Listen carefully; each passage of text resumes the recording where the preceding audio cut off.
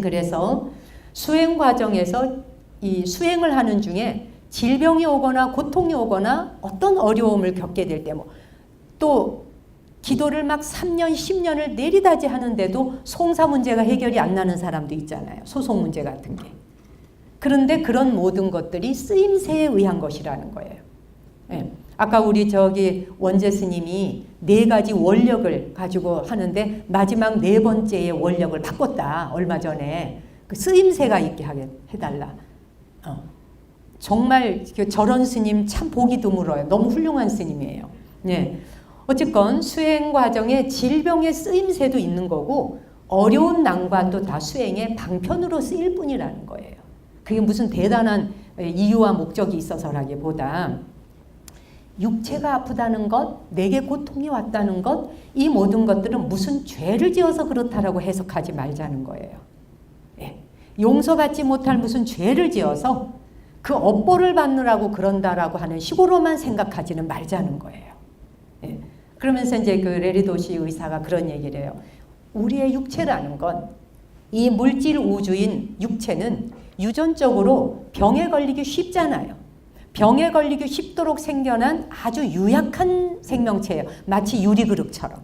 그렇죠? 조금만 손 잘못하면 깨질 듯. 그렇잖아요? 안 아픈 데가 없는 거예요. 몸뚱이 전체가. 눈 아프면 눈병 때문에 안과 가야죠. 귀 아프면 이비인후과 가죠. 목 아프면 또 이비인후과 가죠. 코 아파도 아픈 부위마다 병원이 있잖아요. 그렇죠? 어쨌든 육체는 유전적으로 병에 걸리기 쉬운 유약한 특성이 있고 전염에도 굉장히 약하게 생긴 게 육체라는 거예요. 이걸 이해하자는 거예요. 육체 자체가. 그리고 육체가 언제나 나의 의지인 정신 상태와 정신 상태를 대변해 주는 것이 몸뚱이가 아니라는 거예요. 근데 우리는 정신 상태를 대변해 주는 게 몸이라 생각하기 때문에 깨달은 자와 성자는 아프면 안 된다라는 등식을 갖다 붙이는 거예요. 그러니 그 많은 성자들이 거의가 다 암으로 돌아가셨다고 하는 건 어떻게 해석해야 되겠느냐라는 거죠. 육체는 우리에게 전혀 상의하지 않아요. 지금부터 제가 암에 걸릴까요? 이렇게 묻지 않아요. 몸뚱이는요. 그렇죠? 그리고 지금부터 몸이 좀 고달파도 될까요? 통증 좀 드릴까요? 이렇게 의논하지 않는다는 거예요. 육체는 전혀 우리한테 상의하거나 의견을 묻지 않고 그냥 스스로 질병에 걸릴 수 있다는 거예요. 그리고 육체는 우리한테 전혀 묻지 않고 노화가 오는 거예요. 우리한테 늙어도 되겠냐고 물어요, 여러분? 안 묻죠? 예, 눈 안 보이게 해줄까 물어요? 안 묻죠? 그냥 아픈 거예요. 그냥 오는 거예요. 노화가 오는 거예요. 그리고 몸의 기능들도 떨어지는 거예요. 참 다루기 어렵습니다. 아무리 수행을 한다 해도 육체라고 하는 걸 어느 정도 제어하고 통제하고 컨트롤할 수 있을런지는 모르지만 이 물질 우주를 완벽하게 다룰 수 있다라고 하는 것 또한 우리의 해석이 낳는 고통일 수 있다는 거예요. 그렇죠? 보세요. 그런데 우리는 뭔가 질병에 걸리고 아프면 죄책감에 시달리잖아요. 내가 뭘 잘못해서. 예, 내가 뭘 잘못 살아서. 근데 봅시다. 사람뿐만 아니라 식물도 인간이 앓는 모든 질병 다 걸리죠. 동물도 인간이 앓는 모든 질병 다 걸립니다. 그리고 고령이 되면 동물, 식물도 다 치매도 오고 인간이 앓는 증상 다 똑같이 알아요. 그렇잖아요? 다른 생명체들이 앓는 모든 질병과 모든 고통과 괴로움이 다른 생명체에게도 똑같이 와요. 근데 우리가 그런 생명체들이 질병에 걸리거나 고통받으면 비난하지 않잖아요. 그렇죠? 우리 요즘 뉴스에 보니까 사과나무, 사과가 해충이 걸려서 과수화상병이라 그래갖고, 그렇죠? 그 병에 그 해충에 걸리면은 약이 없다잖아요. 그냥 땅에 다 묻어버리대요. 그렇죠? 자, 그러면 우리가 그 여러 식물들 중에서 유난히 이 전염병이 많고 그 해충에 피해를 많이 입는 게 사과나무래요. 사과나무는 무려 312종의 해충으로부터 피해를 받을, 그래서 아주 농사짓기가 까다롭답니다. 자, 그런데 과수화상병으로 나무를 완전히 다 갈아 엎어갖고 땅에 다 묻으면서 농부가 그 과수원 하는 분이 정말 한숨을 쉬잖아요. 그럴 때 우리가 병충해에 걸려서 죽은 나무, 아픈 나무를 보면서 네가 잘못 살아서 그래 라고 손가락질 하나요? 안 하죠. 그렇죠? 그리고 개도 치매 걸리는 거 아시죠? 개도 인간이 앓는 암 걸리잖아요. 그 치매가 옵니다. 개가 치매 걸렸을 적에 너 잘못 살아서 치매 왔어라고 개한테 말하나요? 아니죠. 고양이도 백혈병 걸린다는 거예요. 백혈병 걸린 고양이한테 얼마나 네가 까불락대고 잘못 살았으면 백혈병이 왔겠니라고 비난하고 비판할 사람 없다는 거예요.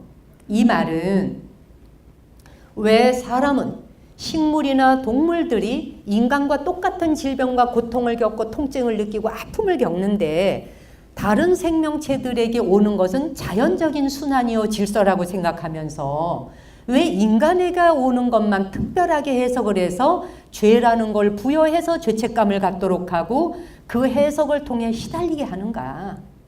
그게 합당한 것이냐를 한번 생각해 보자고 하잖아요. 네. 그러니까 유독 인간한테만 정신적으로 문제가 있고 영적으로 문제가 있고 그런 결함 때문에 네가 이렇게 아픈 거야.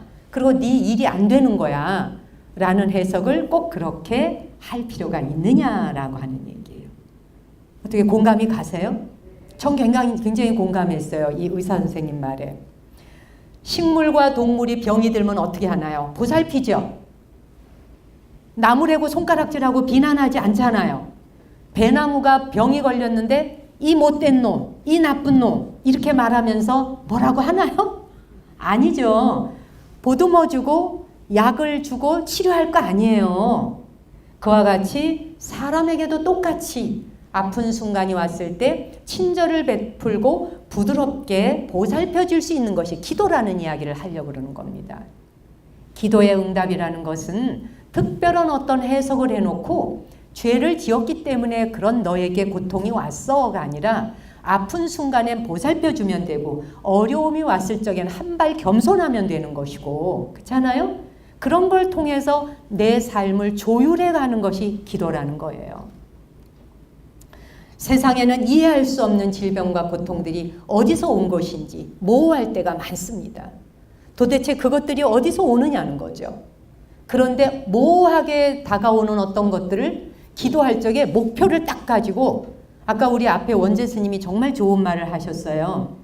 기도할 때 욕망을 가지고 기도를 하면 욕망을 가진 기도가 물론 이루어질 때도 있다. 치즈가 도착하고 빵이 도착하고 그럴 수 있지만 그거 별거 아니다. 그렇거든요. 정말 별거 아닙니다. 그 모호하게 어떨 때는 기도 자체가 모호한 기도가 오히려 더 잘 될 때가 있어요. 그러니까 그냥 두루뭉술하게 그저 일이 잘 풀리기를 바랍니다.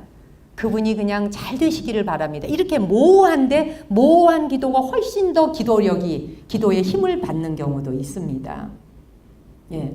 그래서 고통이나 힘든 순간이 왔을 때 나의 무지를 수긍하고 받아들이는 것, 어리석음을 받아들이고 인정하는 것, 그것으로부터 출발하면서 관대해지고 오히려 따뜻함과 친절을 통해서 그 질병의 경계를 넘어가고 고통의 경계를 넘어갈 수 있도록 문을 열어주고 배려하는 게 참된 기도일 수 있다는 거예요.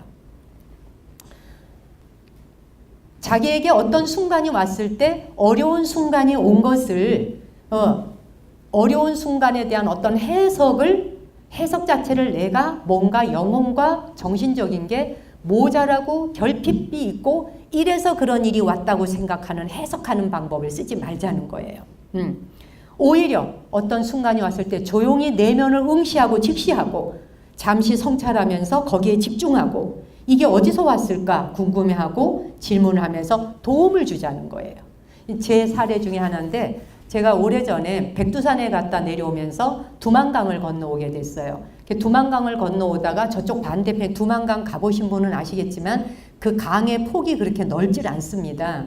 예, 그런데 마침 저 반대편에 북한 병사들이 먹을 걸 좀 줄 수 있냐고 이렇게 손짓을 5-6명이 서서 해요. 이렇게 가다가 차를 멈추고 제가 신발을 벗고 바지를 둥둥 걷어붙이고 그러고는 이제 그 소로가 낳는 그 작은 길 숲을 헤치고 가서 먹을 거를 이제 막 이러는 거 보니까 담배를 달라는 소리인데 제가 담배는 없고 먹을 거 과자하고 뭐 이거저거를 싸갖고 비닐봉지에 싸서 두만강으로 이렇게 내려갔어요.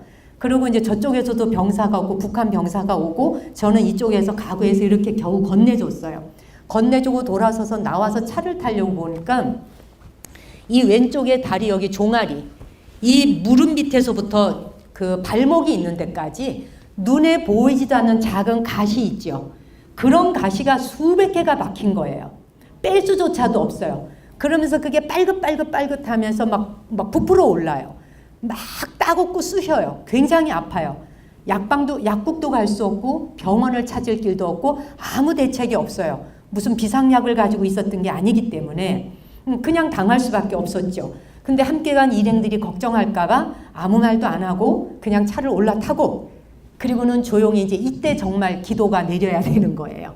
그래서 그냥 조용히 숨을 들이쉬고 내쉬면서 차분하게 그 순간 그냥 그 가시가 수백 개가 박혀 있는 상황을 그냥 직시하고 그대로 잠시 성찰하고 거기에 집중하고 그러면서 숨 들여쉬고 숨 내쉬면서 제가 지어내는 기도를 하는 거예요. 기도라는 건 즉석에서 본인이 지어내면 되는 거예요. 네, 무슨 대상에다 대고 할 일도 없어요. 그래서 제가 숨 들이쉬고 숨 내쉬면서 이미 이 다리에 박혀 있는 수많은 그 가시들, 내가 너희들을 해칠 의도가 없다. 내가 너희들을 해칠 의도가 없으니 너희들 또한 나를 해치지 않기를 바란다. 이 말을 몇 번 했어요. 그리고는 편안하게 숨 들여쉬고 숨 내쉬고 정말 20분도 채 안 됐는데 어느 순간에 그 따갑고 아프던 증상이 싹 없어졌어요. 그리고 빨긋빨긋 튀어나온 게 없어졌어요. 그래서 제가 손으로 이렇게 쓰다듬어 봤는데 가시 그 튀어나와서 거실거실하던 게 어디로 흔적도 없이 가버렸어요. 몸속으로 파고 들어가서 녹아내렸나 봐요. 이유는 모르겠어요. 어쨌든 저에게는 굉장히 특별한 경험이었습니다. 네, 기도라는 것이 네, 뭐 박수 받을 일인가요? 왜 눈에 보이지 않는 가시가 박히면 굉장히 따갑잖아요. 이 핀센트로도 잘 안 빠지고요. 근데 그게 그렇게 많은 가시가 박혀가지고 그래서 제가 정말 답이 안 나왔는데 내가 너를 해칠 의도가 없노라. 그러니 너도 몸속에서 나를 해치지 않기를 바란다. 그냥 너는 네 갈 길 가라는 거죠. 근데 그것이 먹혔어요. 어쨌든 그러고는 그냥 싹 가라앉고 없어지고 저는 지금도 돌이켜보면 그래서 두만강 사건이에요. 저한테 그게 두만강을 건너서 갔다 오면서 그 가시덤불이 거기 있었고 그게 그렇게 몸에 달라붙어 가지고 박히는 어떤 풀 종류 식물이 있는지를 몰랐던 거죠. 여하간 어떨 때는 아무 공식이 없다는 거예요. 어떤 어려움에 처했을 때 무슨 공식을 따라가면서 이 약 처방하고 저 약 처방하고 이렇게 하면은 뭐 다 낫지 않겠냐라고 생각하지만 때로는 공식이 없다는 거예요. 그냥 공식이 없고 내가 어려움과 고통이 왔을 때 그것과 어떻게 조율을 하며 합류하고 그와 싸우지 않으면서 잘 보낼 것인가. 이 마음을 갖는 것만으로도 내가 그를 해칠 의도 없고 그가 나를 해칠 의도가 없는 순간 소멸되고 사라지는 멋진 경험을 했다는 거예요.